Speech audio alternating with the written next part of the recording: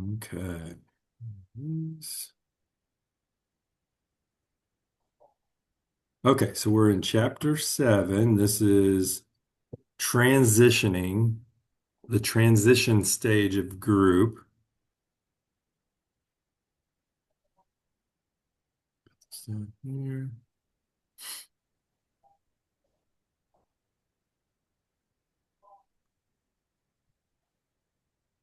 Okay. So chapter 7, transition stage of a group. So we're talking about transitioning from stage to stage as well in this. So what does that look like? We first talked about the forming of the group, all the things that we're going to do through that. Then the initial stage, so having the first session, and then we're looking at now transitioning from initial into the working, which we'll get into next week. But we'll get into the working stage. So the transitional stage, as you can imagine from what you guys were talking about, is a little bit more of the same, but amplified from the last week's discussion, right? So, kind of what does that look like um, as we get used to each other, as we work together? How, do things change? Do people's personalities will start coming out more, things like that. Okay.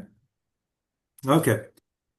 So we'll be describing the dynamics associated with group process and the development, identify and understand the key characteristics of a group during this stage, the transition stage, exploring ways of effectively dealing with defensiveness and reluctant behavior. When well, we'll get into so understand is like when somebody says something and somebody becomes defensive or withdraws, from it. So maybe that's the reluctant part behavior, right? If somebody withdraws and doesn't speak. And so what does that mean for the group, right? Critically evaluate the notion of resistance, understand common fears of anxiety of members, and gain deeper appreciation for ways to explore how we have conflict within the group.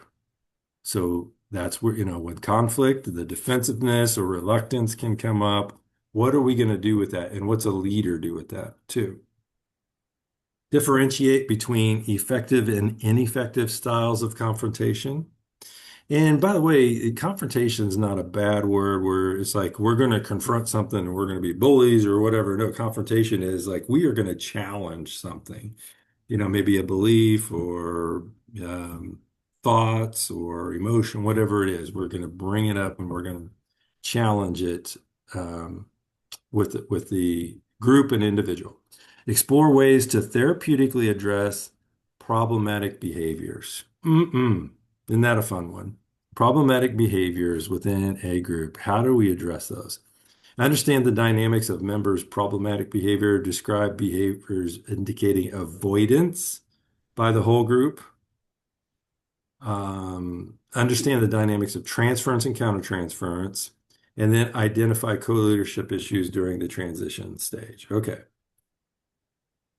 Unwillingness to disclose the ways that they are struggling keeps members and the group from moving forward. So if when you are moving towards working stage, that's when everybody their guards are down. We are being vulnerable with each other, and we're encouraging each other. And that's when you know that you're moving closer to being able to do, the working stage. So during the transition phase, groups are often characterized by various patterns of problematic behaviors. So you can imagine all kinds of behaviors are going to come out in the transition stage because all these dynamics are coming out. Maybe some people are trying to move towards leadership and maybe some people are moving away and being more reluctant and not contributing as much. People are really just trying to find their place and where do I fit into all this? And am I being accepted? So there's still this trepidation or whatever of, am I being accepted into this group or am I still working towards something or whatever? Okay. So there's going to be those types of patterns and behaviors that come up. Is this the stage where you could potentially lose people from the group? Yes, yes, absolutely. Yeah, absolutely. Yeah. This is probably the biggest one because I think people give it a chance and they come to through the initial stage and then they go, whoa, okay, that was really, really hard to accept and all that stuff too. Hmm. Maybe they try to give it another one, but the transition stage is like more or less, man, I am just not fitting in well, or I'm not ready for change where maybe some of these other people are and they're really working hard and they're fitting right in and doing the work and all that stuff and then I have all of this stuff that I'm just not prepared to either talk about, feel, think about, process, all of those things. Yeah, so absolutely, Felicia, this is where you get probably the biggest dropout rate. Um, the initial right after the initial and into this stage. Okay, characteristics of this stage, right? Defensiveness, anxiousness. It could be confrontational, Hmm. where people are trying to buck for positions or whatever it is. Control issues, same. Questioning everything, Hmm. Yeah. And then, when you talk about the questioning, is somebody just curious or is it a defensive mechanism or what is going on? And that's the leader to be able to determine those things, okay? And then the resistance to change. So this is where, like Felicia, we're talking about people are ready to move and they're ready to do the work, but maybe they've been through a group before, or maybe they've been through that exact group before, and this may be their second time. And you're with people who maybe for the first time, and they're taking a little bit longer than what the other person is, right? So there could be resistance to change because like I know me, if somebody's like, man, people are really here and they're ready to do the work and I'm not prepared, I am going to withdraw big time. That's just my personality type, right? And imagine other people would feel the same. Okay. So the common characteristics, so the top three that we'll look at now, resistance, defensiveness, and anxiety. Okay. Resistance, defensiveness, and anxiety. So, within members, what they do and what it looks like in this stage is they test the leader and other members to determine the safety. And that could look, that could be different ways that they test, right? They could do it by withdrawing or being aggressive or something, but they're testing what does this look like? How is the leader going to handle this? So this, and during this stage, you're going to get a lot of different personalities and maybe even from the same person too. Get a lot of different personalities. Okay, people are going to struggle between playing it safe and risk taking. Think even Jennifer was saying something like that, just earlier. It's like, I wanted to do this, I didn't want to do this, so I didn't want to take that risk, but so I played it safe. But okay, so when we move forward, um, man, I just found it really easy in this group to be able to take a risk. So I feel really comfortable in it. And, I think Macy was even saying that I felt a lot more comfortable this week than I had in the past. Hmm. So then, members will observe leader to determine trustworthiness. And if you have been through helping skills and other classes with me, I really talk about how important trust is within a group because you're going to get defensiveness and reluctance and all that if there is no trust developed or built. And then learning how to express themselves to where others will listen. So remember, we say this group is a smaller picture of the outside world. So are we learning healthy ways to express myself where others will listen to me? And this is like a way to practice, you know. So I will say something in one way. Maybe I need to change it up a little, or maybe I'm watching others as to how they are expressing themselves, and maybe I'll, mimic them. So maybe people are really good at modeling. And so hopefully, during those, your leader is modeling good expression, how to express themselves to where others will listen.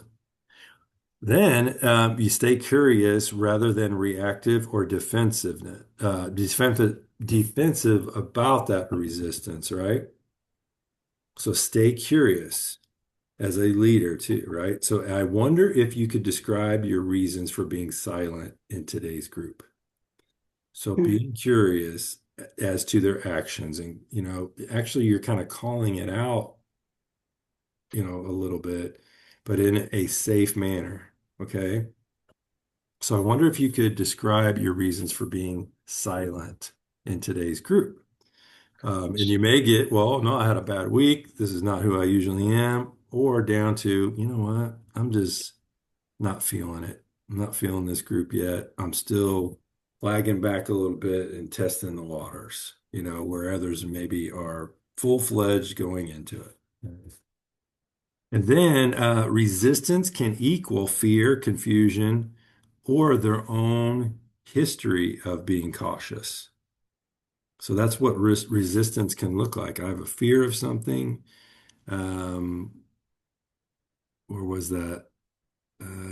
Maybe it was on the previous slide, but fear of, so I'm going to be reluctant or I'm not going to put myself out there. Confusion.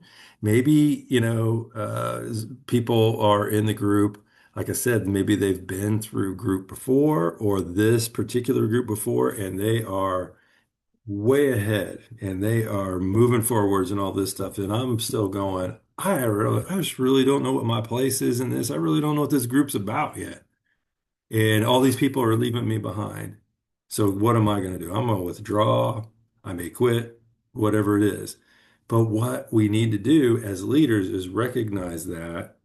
And maybe you even talk to them after that group session is over about, hey, I noticed this stuff. I noticed like the first weeks you were a little bit more talkative, but I'm noticing here that you were really withdrawing. I'm wondering what is going on.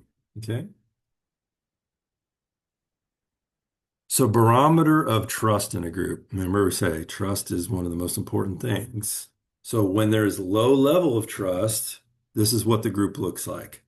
They show up late, they leave early, or they just don't come to sessions, or they come to every other one, whatever that is.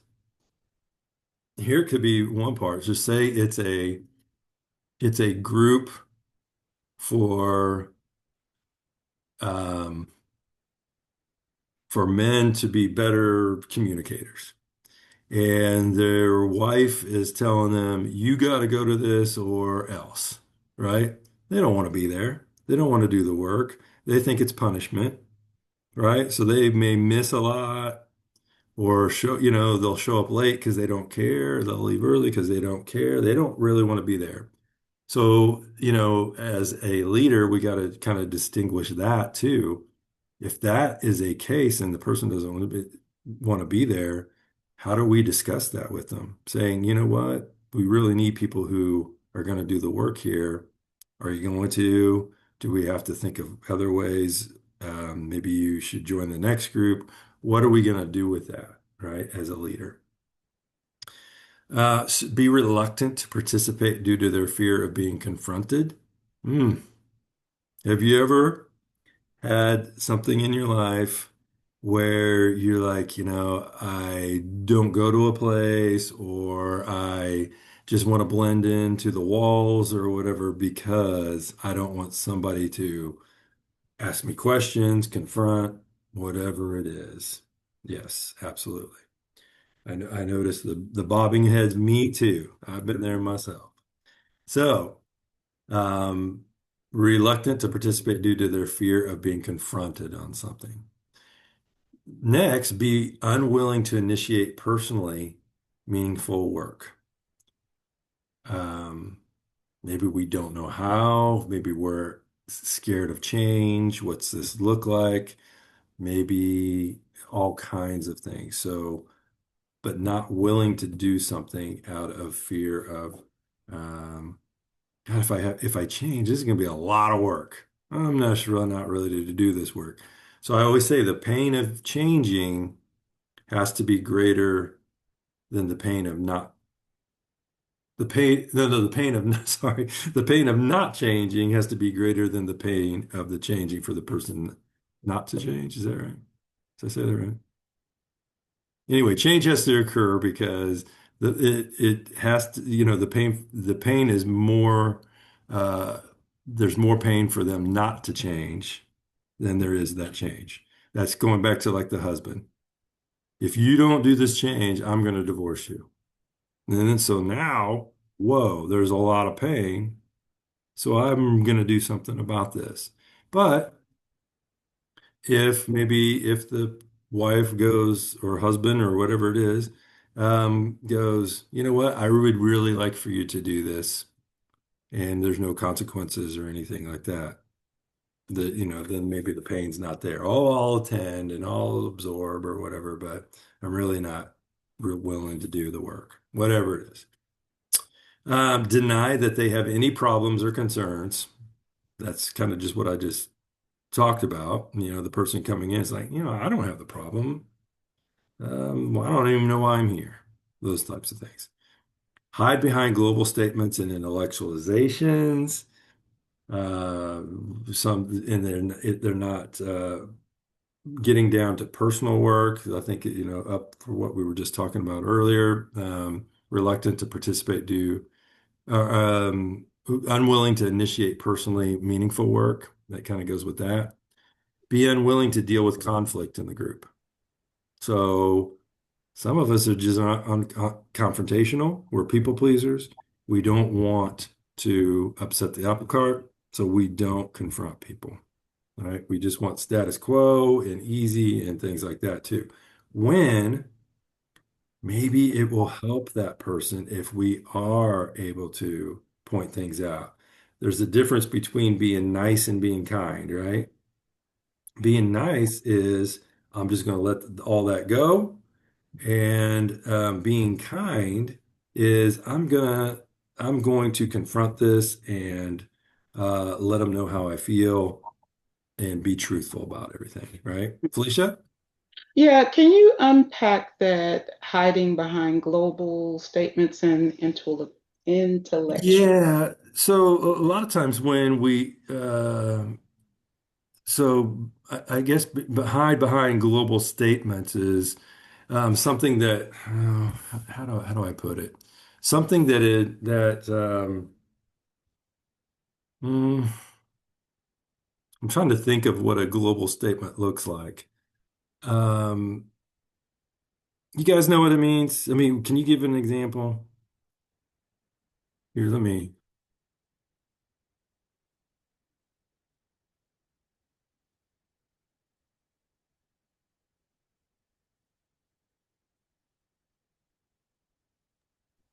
Is it when someone broadly generalizes, Yes, overgeneralizes something? That's what I was going that's it. to That's generalize. it. Yeah, exactly. Yeah. Yeah, that's the word I was looking at. Generalizing. Yes, that's it. Yeah. So it's kind of a catch-all and me really, you know what that is, Felicia? It's a deflection and an avoidance is really what it is. Those are the words. Good job, Joyce. That's what I was looking for.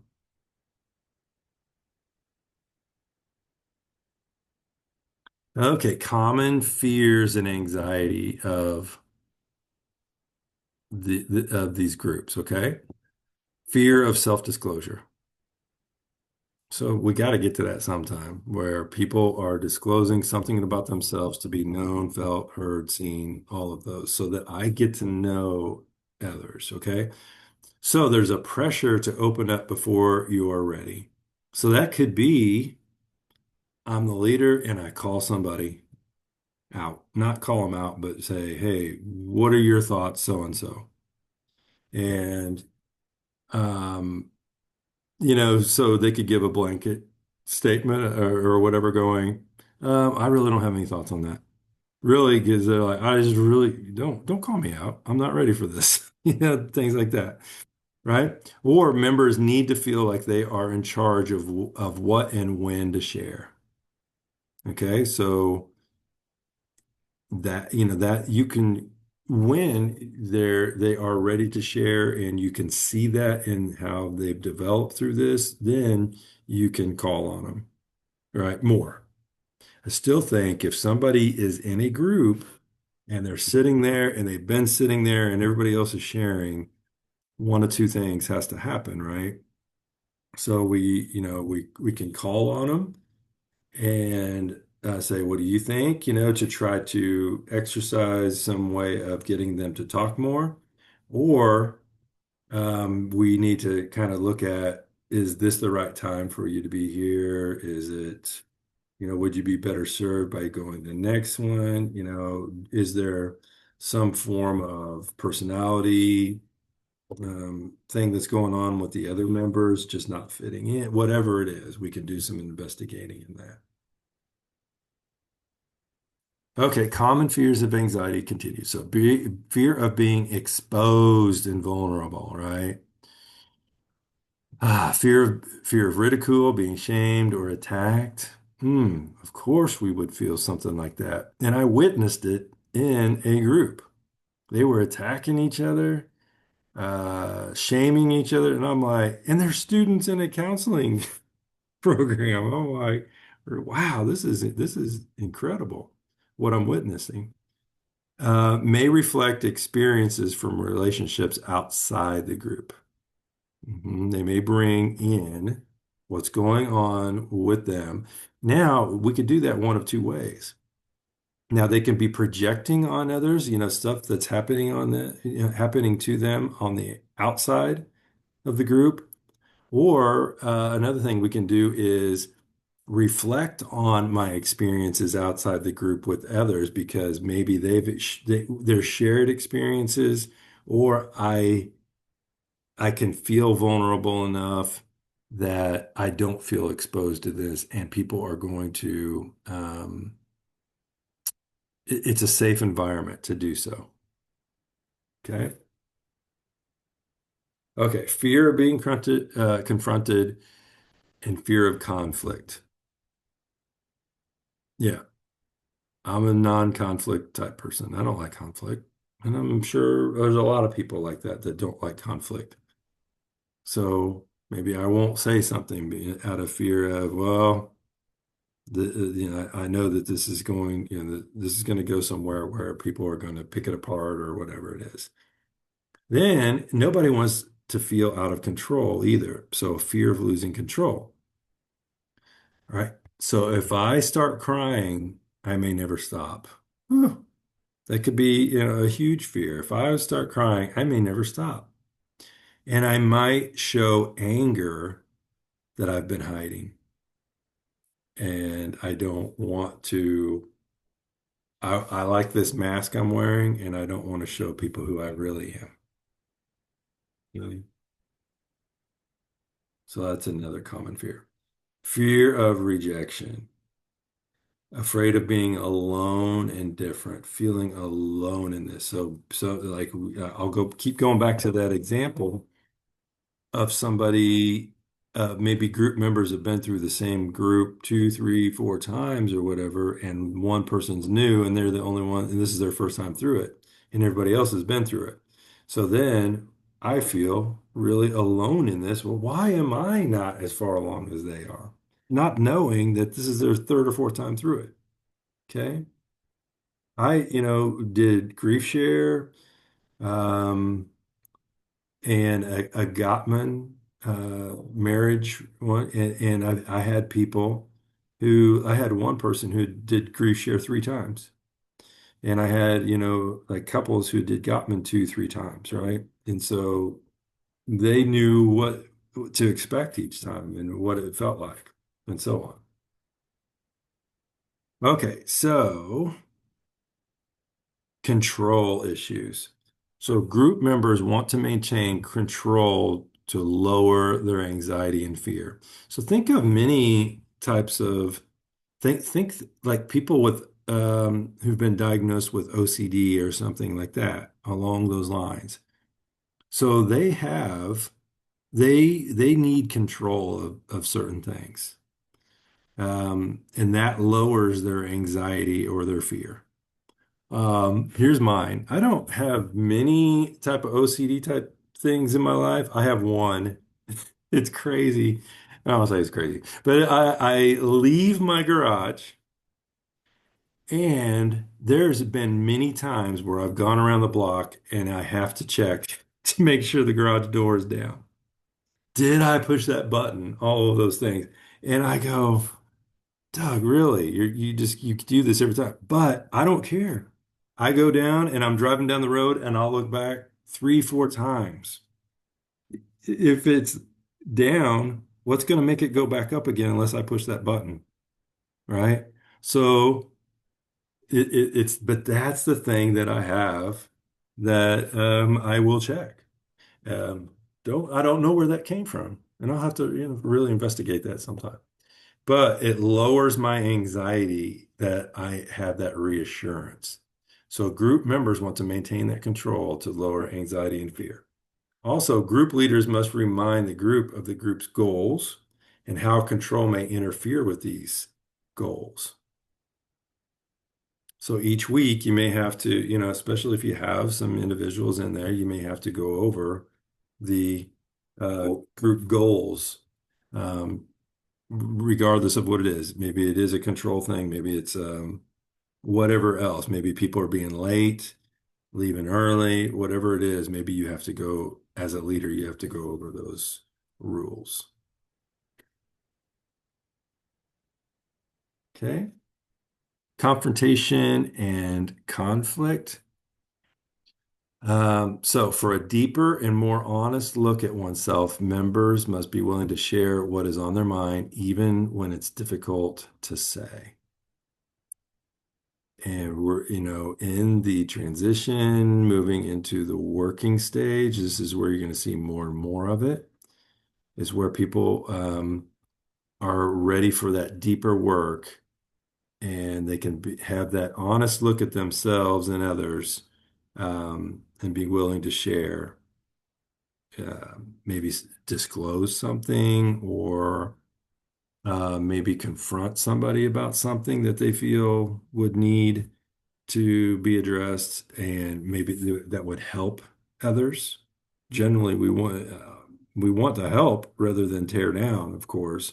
So when we do bring something up, we're going to do it in a certain way. So the leader should be modeling how we can approach that, right? Model it, and then they take it over. So when they get into the working stage of groups, then they have that model of what that looks like, and they can start doing that. So by the time you get to the working stage, hopefully in the transition into the working stage, the leader's role diminishes a lot more, and the members start taking it over a lot more. Okay.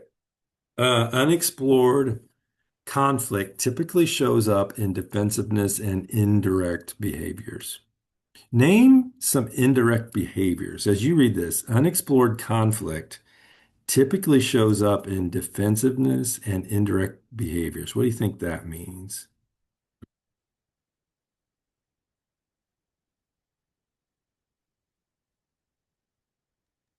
Could Body, indirect, oh, go ahead. Oh, I was thinking maybe body language, mm-hmm. be closed, and while they may not say anything verbally, the body language can speak. Yeah, absolutely. Good. Yeah, that's a really big one. Yeah. Jennifer? I was kind of going along the same lines as you, Felicia. I was thinking just, because I've done this in the past, like I'll just shut down. Hmm. So I just Hmm. zone out and shut down and, yeah, so Hmm. and that's a defense for pain. So Jennifer, okay, what does that look like when you just shut down? When I shut down, Yeah, what's your body look like when you do that? um, I don't know, let me Hmm. um I don't know, I just usually I had so many years of doing that to survive. So Yeah, so I don't know, I would just go, I guess, expressionless, Mm. maybe. absolutely. Good. I mean, that's a great point too. So when people are saying something and other people are nodding and agreeing and all that, and you're just sitting there like that, that could. Hmm. Another thing to look at is like somebody, maybe they were like this and then, okay, now I'm withdrawing. So I sit way back and slump a little bit, and it just looks like I'm just don't want to be there and uninvolved and yeah, things like that. Absolutely. So yes, defensiveness and indirect behaviors. Any others that you can think of? Any other thoughts? People could, think of John Gottman has the Four Horsemen. You guys heard of those? Hmm. Okay. Anybody know what they are offhand? Okay. So the first one is defensiveness. And then the next one is criticism. And then the third one is contempt. Hmm. Fourth is stonewalling. So think of all of those behaviors. Defensiveness, that's one that's already on here. Contempt. So you may go, that's where your body language could come in, or you could go, "Psst," things like that, right? Criticism can come out where you criticize somebody or say something derogatory or whatever. That could be contempt slash criticism. But you could criticize them for, why are you saying something like that? Really? That type of thing. And then stonewalling would be, I'm just going to withdraw. I'm not going to give them anything, not facial expressions or encouragement. I'm not going to give them anything. Okay. So unexplored conflict typically shows up in those types of ways. Then cohesion grows when conflict is recognized and expressed in a healthy way. So when we have conflict that's not addressed in a healthy way, you get those things that we just talked about, all those things that you just talked about. But we start growing together. That's what the cohesion is when the conflict is recognized and expressed in a healthy way. Okay. Page 230 in your book. What was it? Look at that real quick. I've got the group's book. Let's see if it's so 230. Because I've got 10th edition here. So of course, it's not on that. So let's look at review guidelines for confrontation. Let's look at that. Do you all have the 10th edition?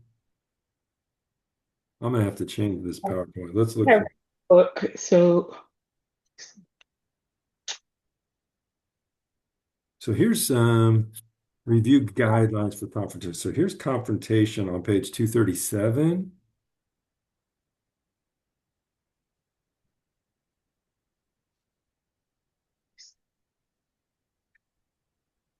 Yeah, so 238 has it. Yes, there you go. I am going to change that. What if I can change it? I'll just have to remember. Oh, so 237 and 238. I will remember that and make that change.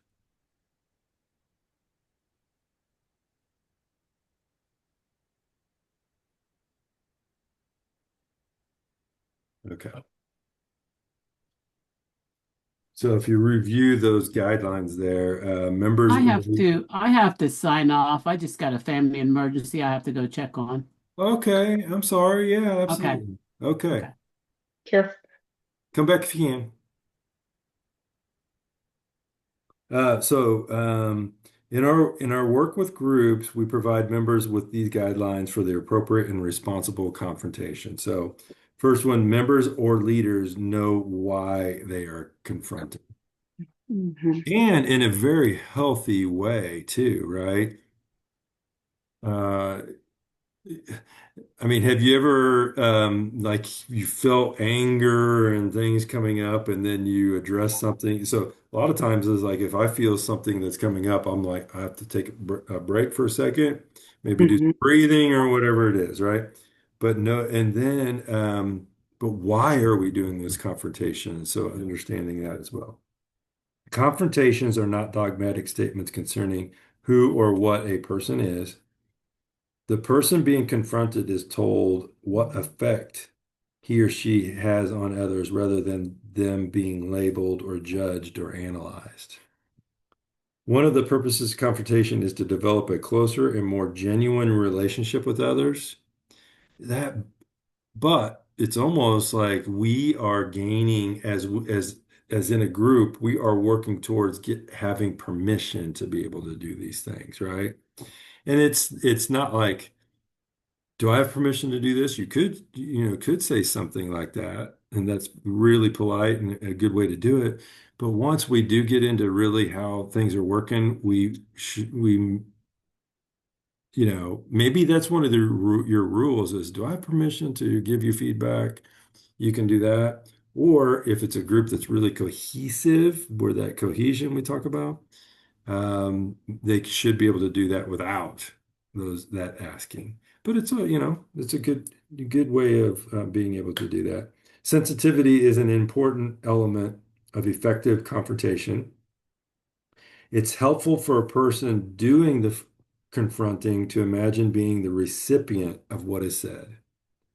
So that's kind of like active listening too. So in active listening, we are stopping and we are listening to understand and not respond. And so that's where empathy comes in. And that's kind of what they're saying here.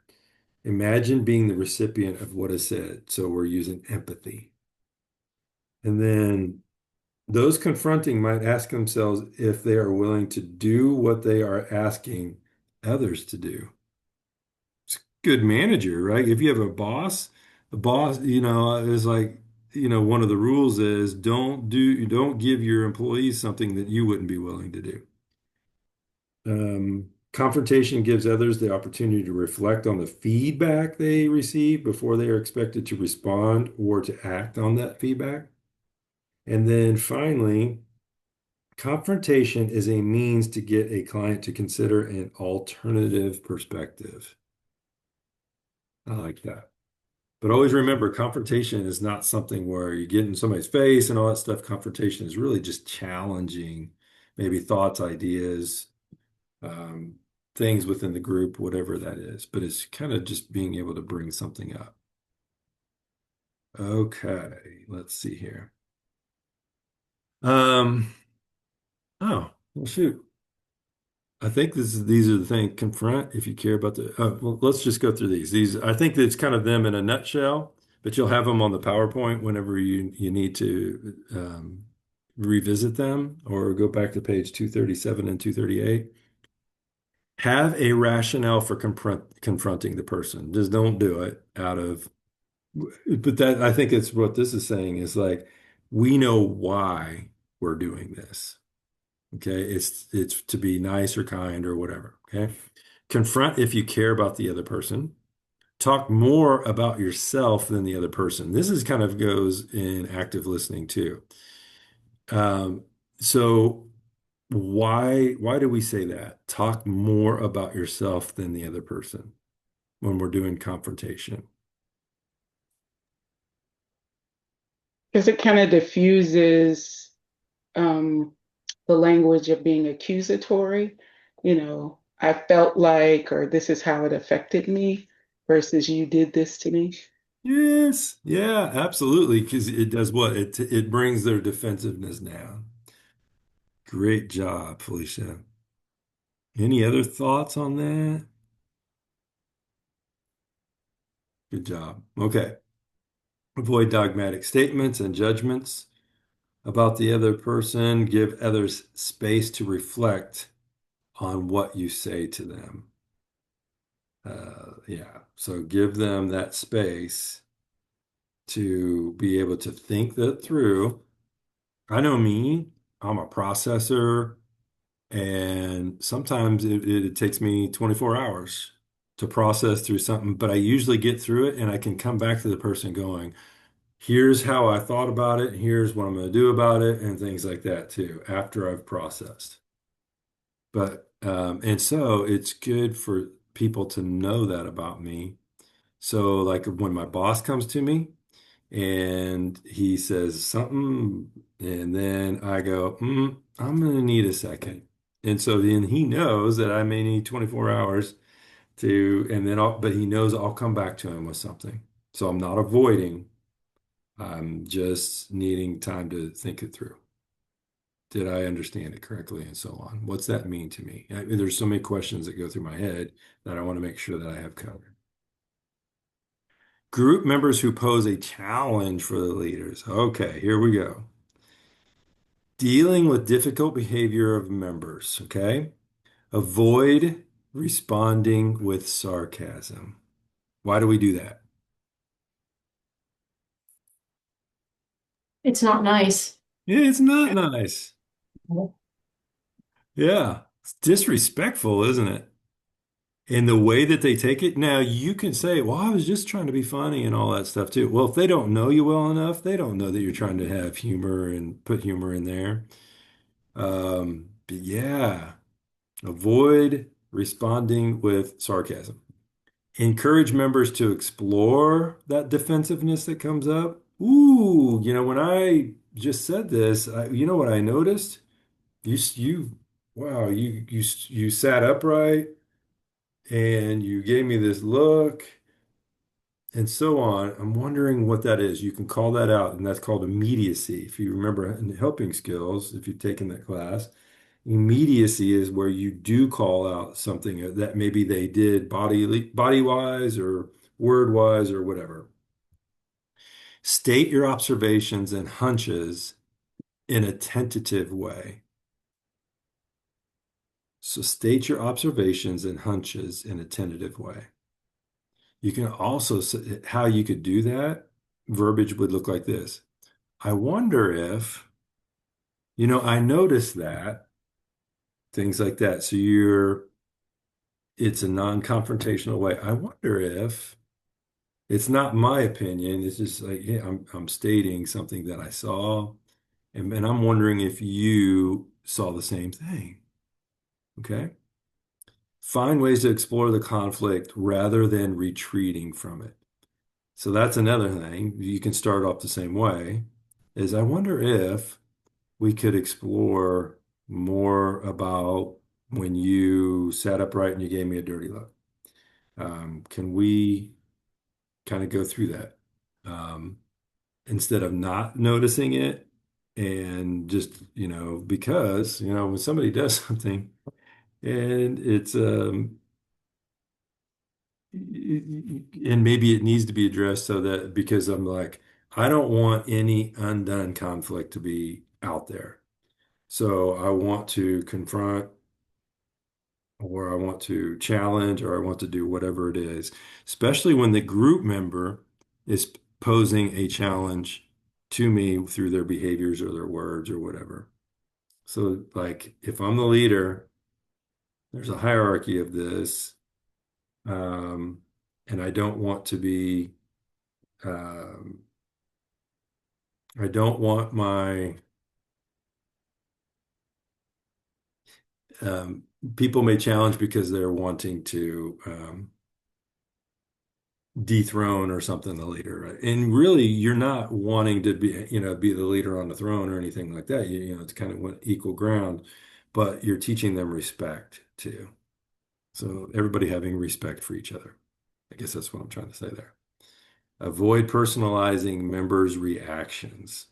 When you did that, you can say, I felt something, but when you're personalizing it, say, I think you meant that as to do me harm. And you can say that in some way, right? If they had a reaction to something. Okay. Problematic styles of behaving in a group, so one of the things, problematic styles of behaving in a group, silence. Now, as a group leader, I want to use silence in some ways as a therapeutic tool. But if you are a group leader and you have members that are being silent, what's that going to cause, you think? You have members that are being silent within the group. What's that cause? It causes the group to stall or not to move forward. Yeah, absolutely. I think there's one other thing that I'm looking for. See if we talk about it. Lack of trust. Oh, there you hit it. Man, way to go. Good job. Lack of trust. So it takes down trust. Good job. I think that telepathy right there was, you had it. Yeah.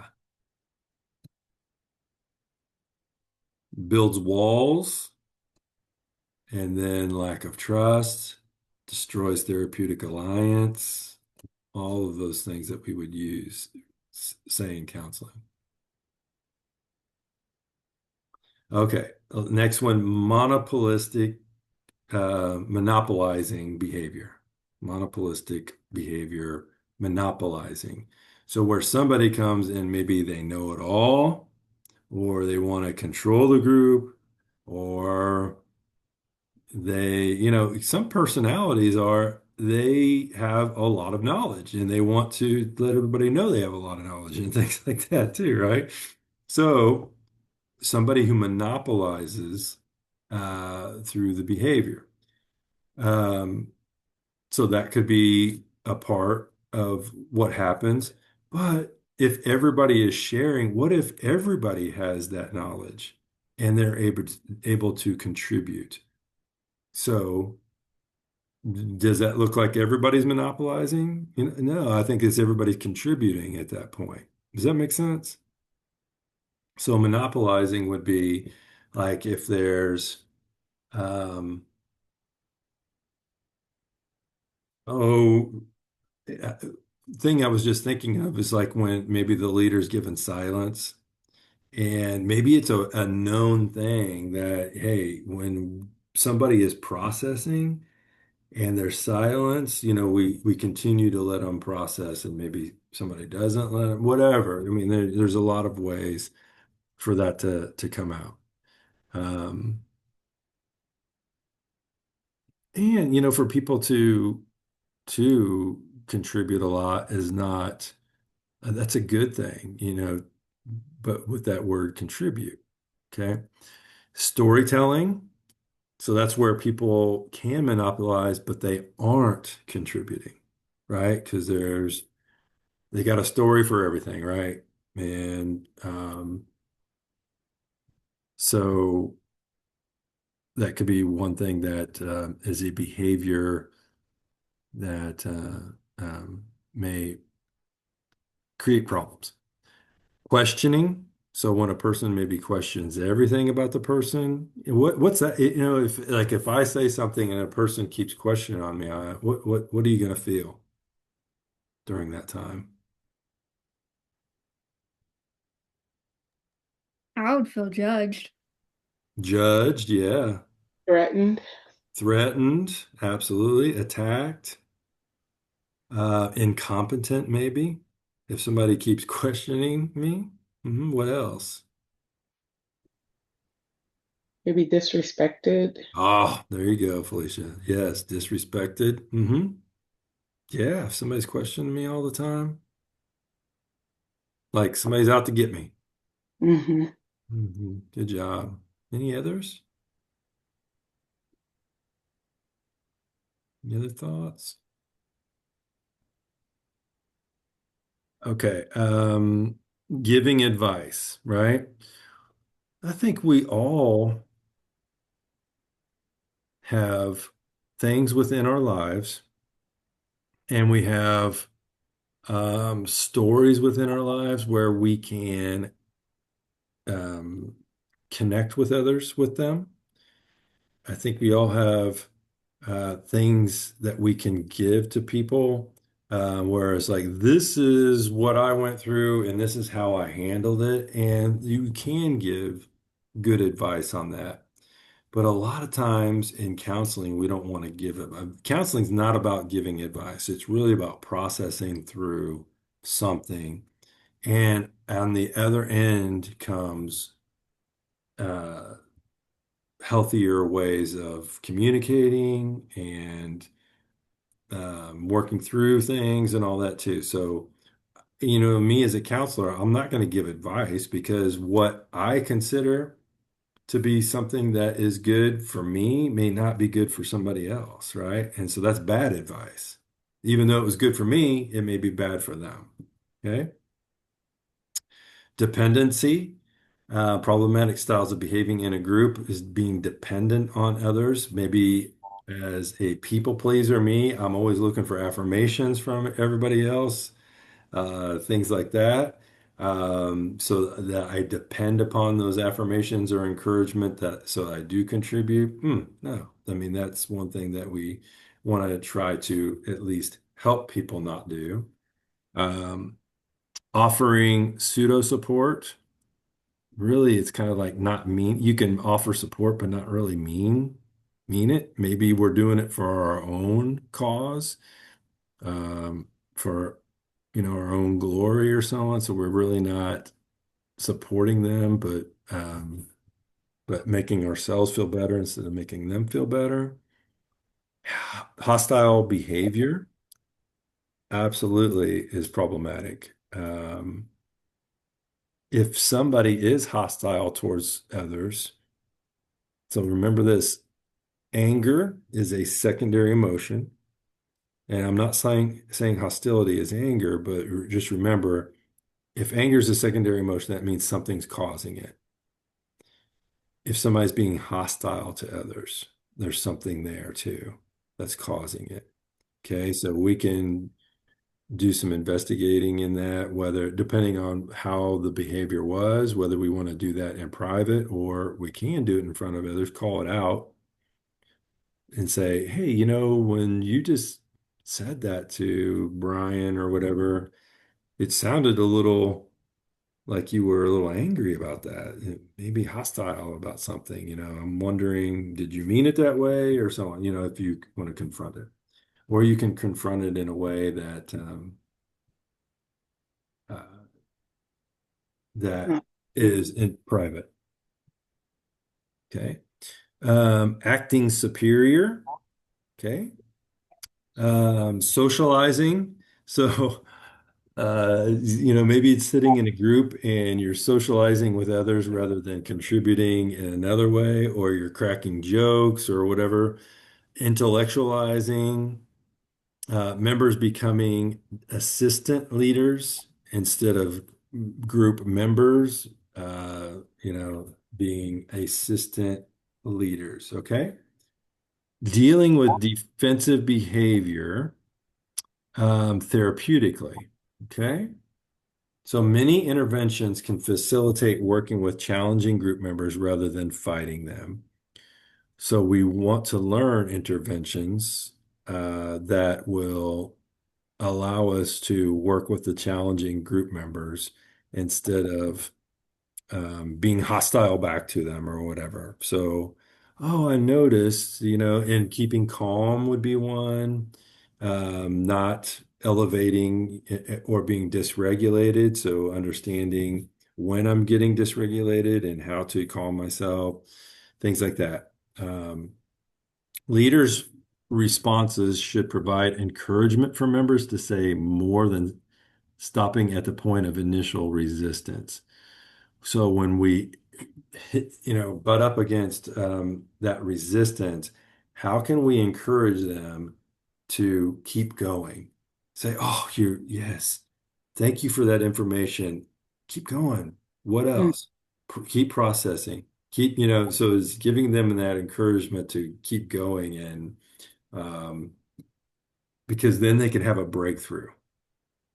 We're looking for them to have breakthroughs. If one has it, maybe others can have it. Questions should be open-ended and presented in an invitational manner. So open-ended questions are ones that they can't just say yes or no to. So it's open-ended, so it allows them to do what? Process through something. And we're doing that in a guided way that invites them to keep processing through something. If you do EMDR, one of the things that they'll say is once you start processing on something, okay, oh, okay, go with that. Go with that. Okay, yeah, go with that. So it's like and, so you keep, it's more or less that you're saying, yeah, tell me more. Keep telling me more. Okay. So dealing with avoidance by the whole group. So a whole group who has avoidance.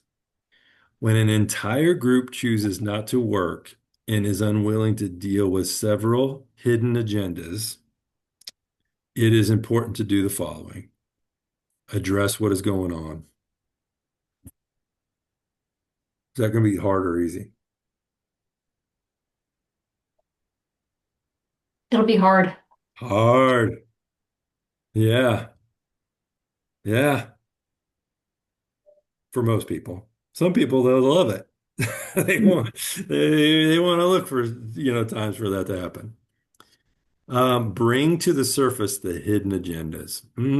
So when you have side groups within the group who have hidden agendas, like, this person over here, I want to ridicule them or whatever it is, or they have they're trying to add some other meaning to the group other than what it's designed for or something, whatever that looks like. Bring to the surface hidden agendas. Could be by several members or one member. Refuse to give up and not indulge in feelings of frustration and annoyance. So that's where total regulation comes into play. So understanding that I'm getting dysregulated and I want none of that. So how do I keep regulated? Okay. Then I think let's see here. We've got a couple more and we'll get through these fairly quickly. Transference, y'all know what transference is, right? Okay. Transference, feelings clients project onto the counselor, which are rooted in the member's past relationships. It's like you remind them of something, either how you said something, could be the way you look, your age, whatever it is. You remind me of my father, whatever it is. Okay. Countertransference is the opposite. It's when counselors project their own resolved conflicts onto the client and can be damaging to members. Okay, so there's transference and countertransference. So a group context has the potential for multiple transferences during their time that you're meeting. Feelings can be explored so members become aware of how they keep old patterns functional in present relationships. How do I have triggers that come up in my life and I can still function within this group with others? So maybe if I have a trigger that comes up, oh, I never knew something like this was inside me, then I can go get individual counseling maybe, or I can talk to the leader about it if it's something that can be talked about quickly, right?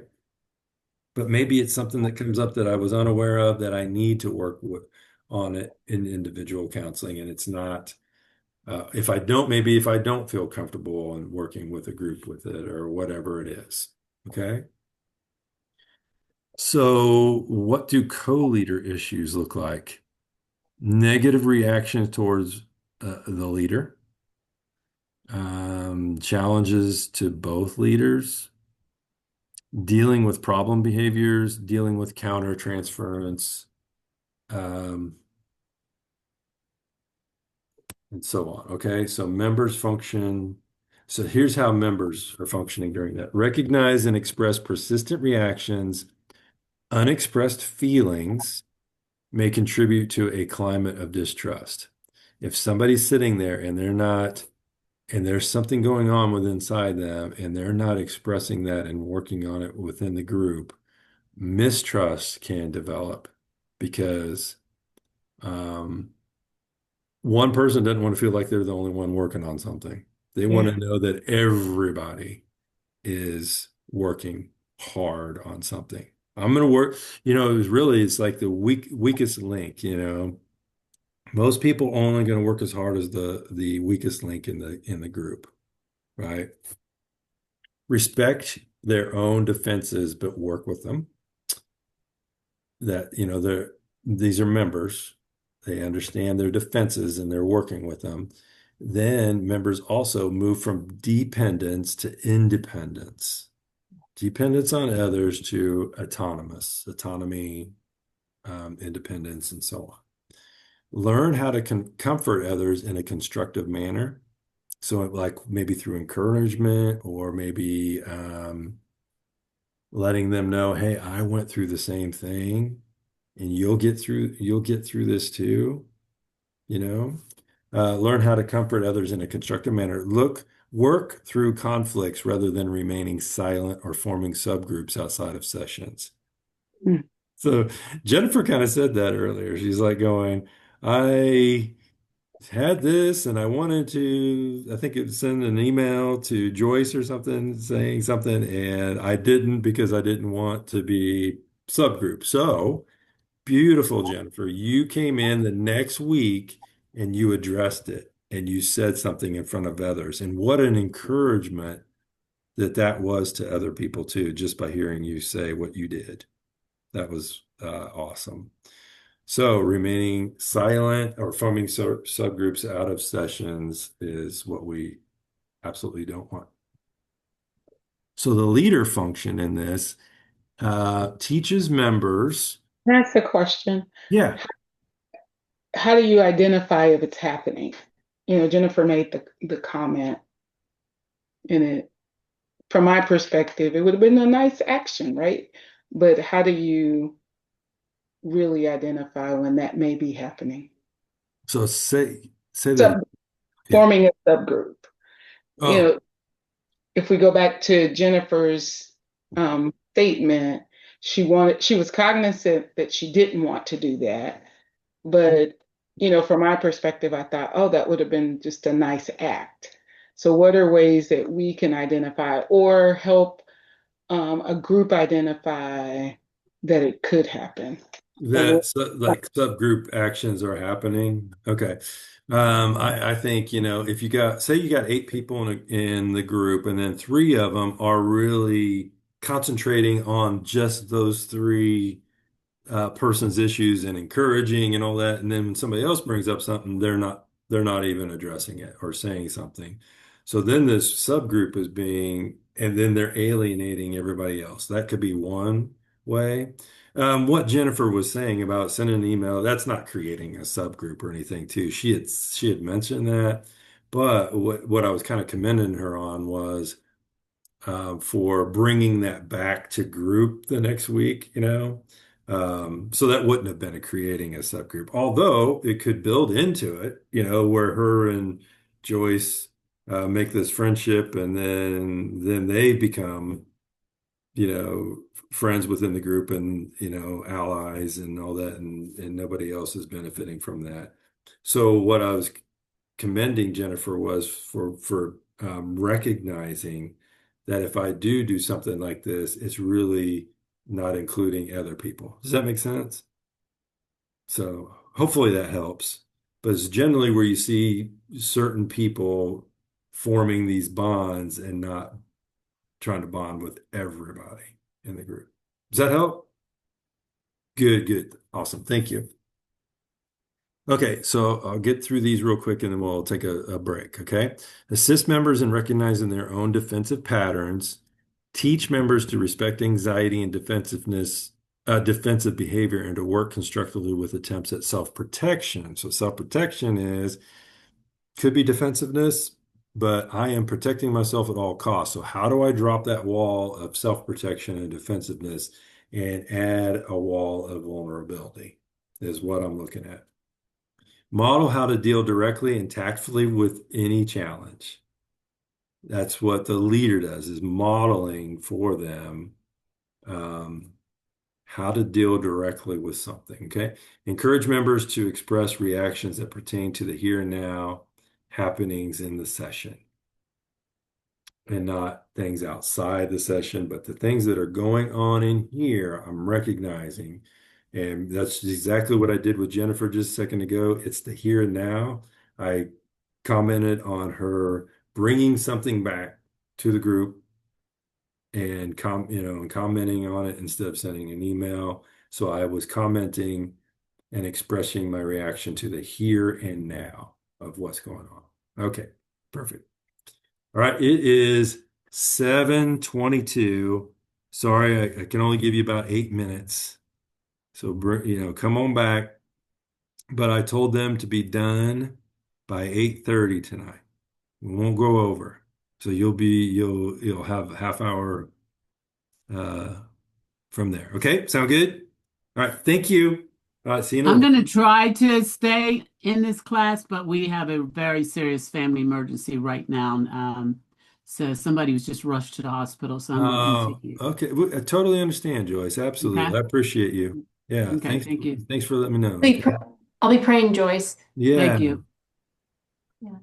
Okay.